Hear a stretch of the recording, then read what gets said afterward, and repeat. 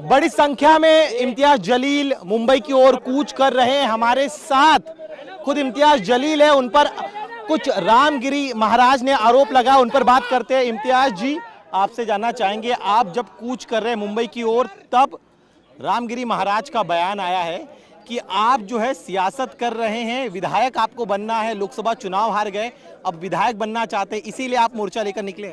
देखिए, ऐसी लोकसभा की और विधानसभा की कितनी भी सीटें कुर्बान है, ठोकर मारते हैं हम ऐसी सीटों के ऊपर। अगर हमारे नबी करीम सल्लल्लाहु अलैहि वसल्लम के ख़िलाफ़ अगर कोई गुस्ताखी करता है तो ऐसी इतनी हल्की राजनीति करने वाला शख्स इम्तियाज़ जलील नहीं है।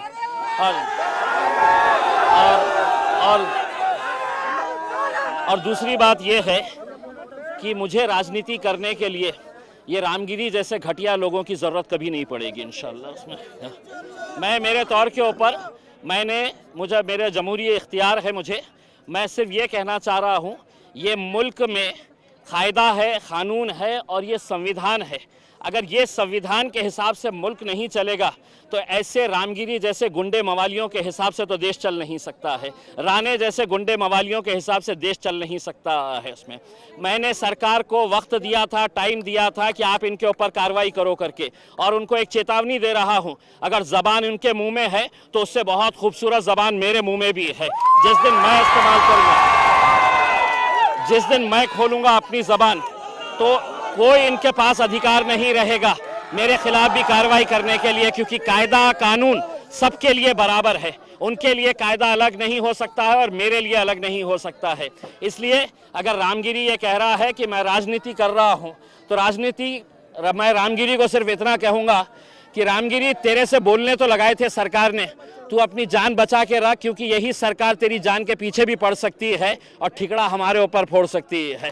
तो तू जब तक जिंदा है उस खौफ में जी कि तेरे अतराफ में जो लोग हैं कब तेरा गेम बजा देंगे, समझ में नहीं आएगा तुझे। तो ये भी कह रहे हैं कि आप जो है राजनीतिक रोटियां सेक रहे हैं इस रैली के बहाने। देखिए, मैंने आपके सवाल का जवाब मैंने इस हिसाब से दे दिया है।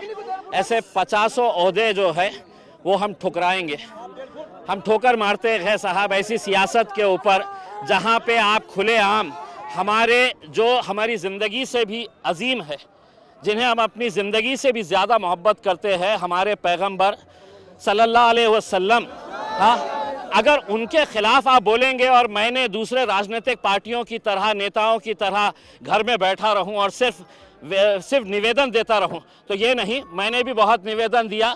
अब मैंने सरकार को कहा कि एक मर्तबा अगर तुम देखना चाहते हैं कि मेरी भी ताकत क्या है, तो अल्हम्दुलिल्लाह ये देख लीजिएगा कि क्या। महंत रामगिरी ने यह भी कहा कि विचारों का खंडन विचारों से होना चाहिए, ऐसी रैली नहीं निकालनी चाहिए थी आपको। मैं ये रामगिरी को ये कहना चाहता हूँ, जब तेरे प्रवचन के अंदर लोग सुनने के लिए आते हैं तो तेरे धर्म के बारे में अच्छा क्या है ये बता। तेरे धर्म के साथ साथ एक इंसान की हैसियत से इंसान ने कैसा जीना चाहिए लोगों को ये बता, ना कि ये बता कि मेरा धर्म बहुत अच्छा है और इस्लाम धर्म के अंदर ये खामियां है। ये लोग सुनने के लिए नहीं आते। तेरे जैसे किराए के टट्टू सरकार के इशारों के ऊपर नाचते हैं। भगवा चोला पहन के कोई भी अपने आप को संत और महंत कह नहीं सकता है। एक दौर था कि जब आसाराम बापू के कदमों के ऊपर ये सभी लोग पड़े रहते थे। आज आसाराम बापू जेल में पड़ा हुआ है।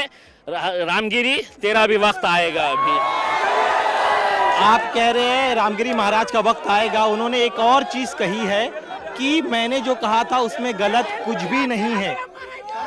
तो मैं उसको चुनौती देता हूं कि तू वक्त दे, तेरे वक्त के हिसाब से हम आएंगे और हमारे साथ बैठ के चर्चा कर।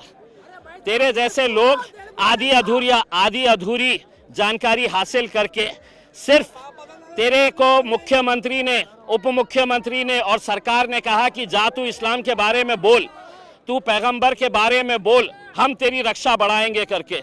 और अब मैं वो रामगिरी को ये कहना चाहता हूँ कि मुख्यमंत्री साहब, इसकी जान बचाइए, इसको Z+ सिक्योरिटी दीजिए, वरना रात में गलती से इसके कमरे में बिल्ली भी घुस आएगी ना तो ये डर के उठ जाएगा कि कौन आया है करके। वो कह रहे हैं कि मैं संत हूँ, संतों का काम होता है सत्य बोलना, मैंने सत्य ही कहा है। ये संत आजकल मार्केट में, ऐसे संत मार्केट में हर गली के अंदर घूम रहे हैं, भगवा चोला पहनते हैं, अपने आप को संत कहते हैं, महात्मा कहते हैं। असल में ये पैसा कमाने का धंधा ये लोगों ने बना लिए है करके, इनके पास कोई जानकारी नहीं है। अपने धर्म के बारे में बात करो, अपने मजहब के अंदर क्या अच्छा है ये बताओ लोगों को, ना कि तुम किसी दूसरे धर्म का पोस्टमार्टम। और आप क्या समझ रहे हैं कि मेरी जबान मेरे मुंह में नहीं है क्या? मैं नहीं बोल सकता हूं क्या? किस किस मुद्दे के ऊपर मैं बात कर सकता हूं? ना तो मेरी तहजीब इसकी इजाजत देती है, ना मेरी संस्कृति इसकी इजाजत देती है, और ना मेरा मजहब इसकी इजाजत देता है। इसीलिए मैं खामोश बैठा हुआ हूं। आज आपकी तिरंगा रैली के खिलाफ गंगापुर में एक बड़ा हिंदू विराट मोर्चा निकाला गया, जिसमें उनका कहना था कि हम रामगिरी महाराज के समर्थन में मोर्चा निकाल रहे हैं। मेरे जितने लोग उतने कोने में खड़े हुए हैं ना, उतने लोग भी तुम्हारे गंगापुर में जमा नहीं हुए हैं जितने मेरे पास आए हुए हैं करके। और ये क्या करे हैं, हिंदुस्तान के जितने भी सेमड़े सामड़े हैं,